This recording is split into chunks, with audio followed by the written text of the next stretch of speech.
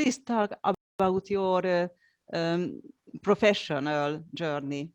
Oh, my Where did professional you journey. start? Yes, and where are you now? And about your mentors and so on.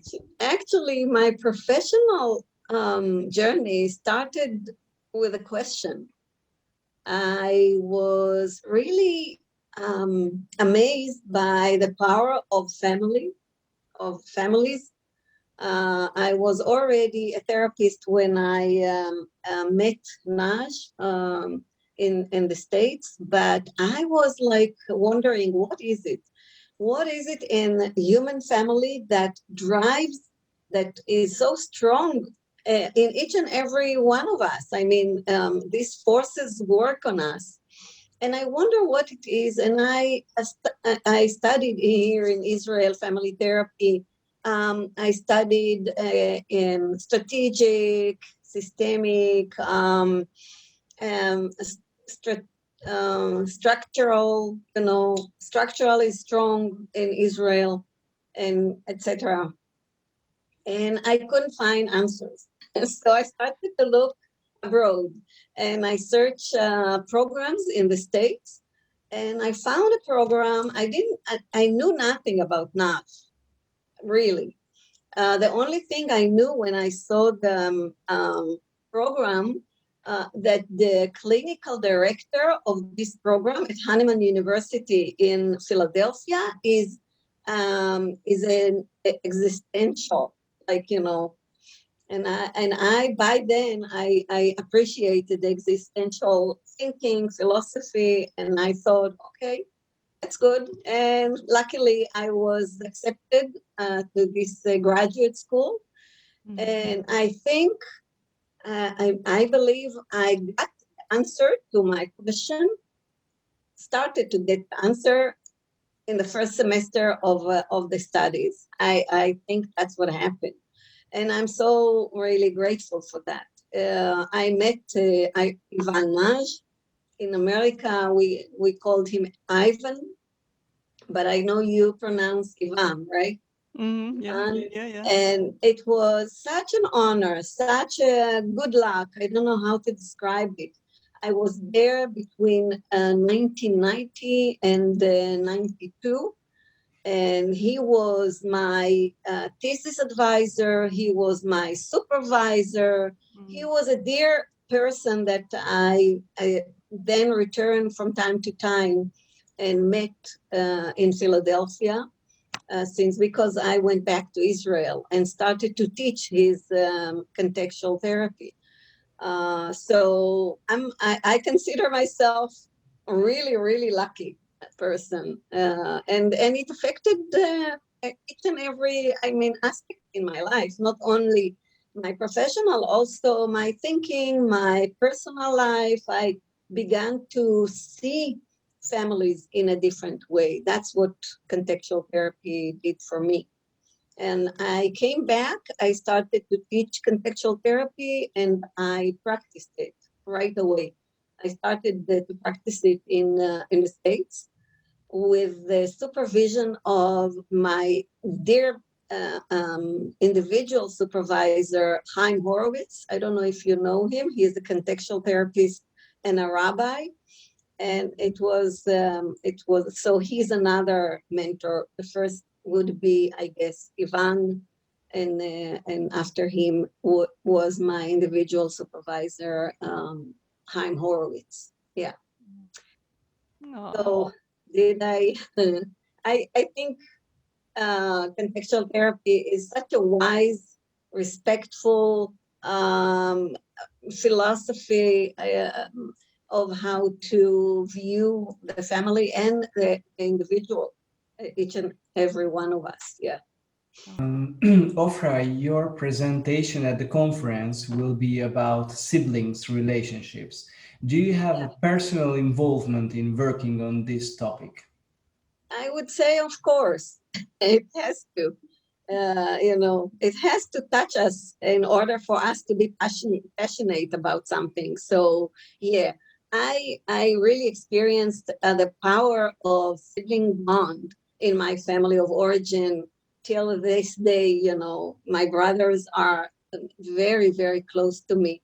But also, I experienced in my practice, in my early practice, and I was like, wow, how parents sometimes use their children to their own needs, whether knowingly or not knowingly. I don't know, but it was like, why? So I wondered about that. It affected me. I really wanted to understand it, and that's why I went to sibling relationship and destructive parentification, because I think what I wanted to see, and I found actually that in when the parents are unable to function well from all kind of reasons, sibling can make up for that, you know.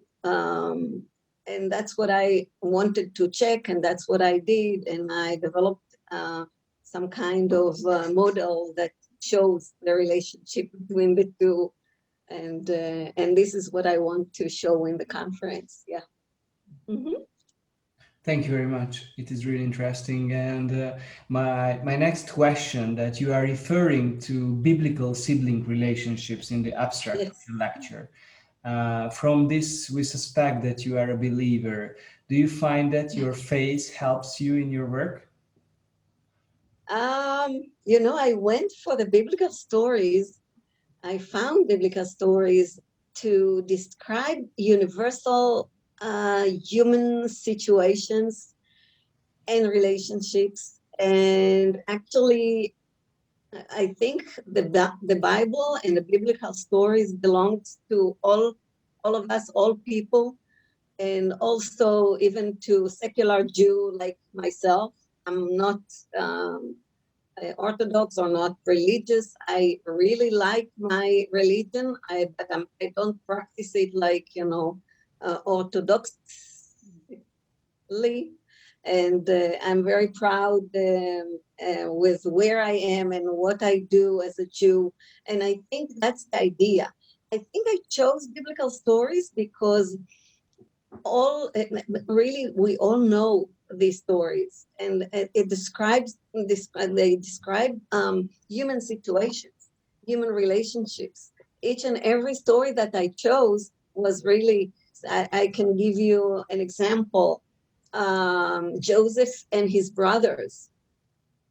You can tell, as clinicians, I believe we can find such situations in our families. I mean, families that we see, or Joseph and Esau, and or etc. And this is where I go, Cain and Abel also.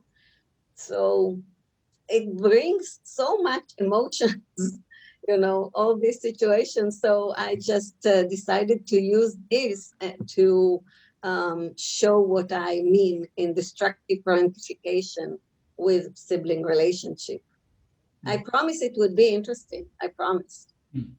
Thank you very much. It's certain it is, because in Hungary we also say Benjamin child, which means Mhm. that he's the last one and the favorite one, and he has to make the parents happy like the Yeah. last one.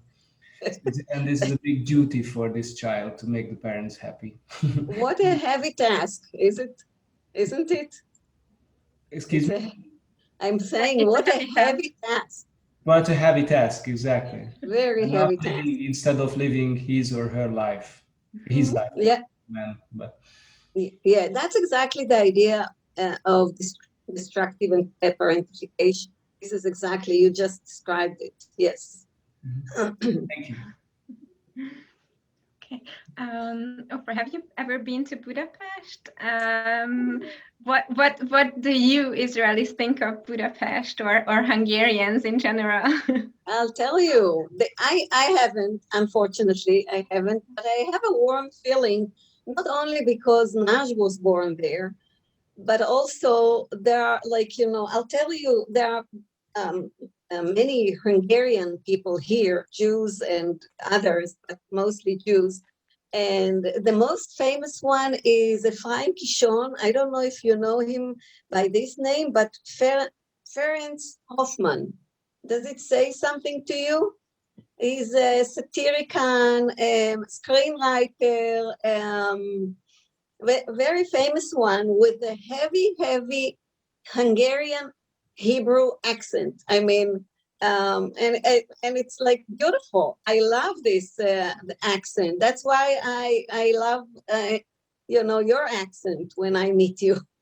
So Ephraim Kishon is very famous and very warm. I mean, I love him, and and so what we know about Hungarian people is that they're very nice, very polite, and very funny. They like humor wise is like wow. So that's a good thing about Budapest. Look, it's a very short flight from Israel, no problem. It's really easy to get to Budapest, to Hungary, and Hungary. Hungary? Hungary, yeah. Hungary.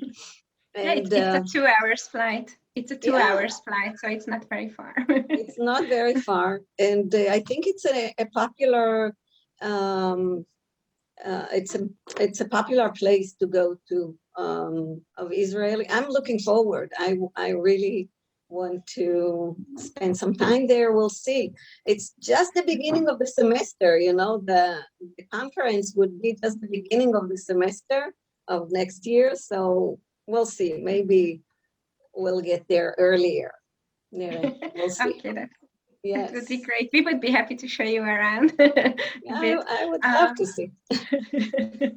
Okay, so what was your motivation to attend our October conference? How would you encourage others to attend as well, to do the same as you?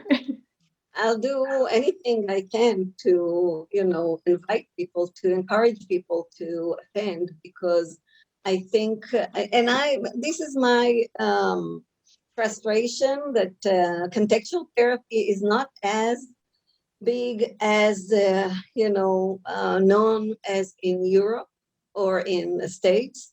And I do my best, to introduce this beautiful approach to therapists. And everywhere I go and teach it, it's like very popular. It's very catchy. I mean, people want to know more.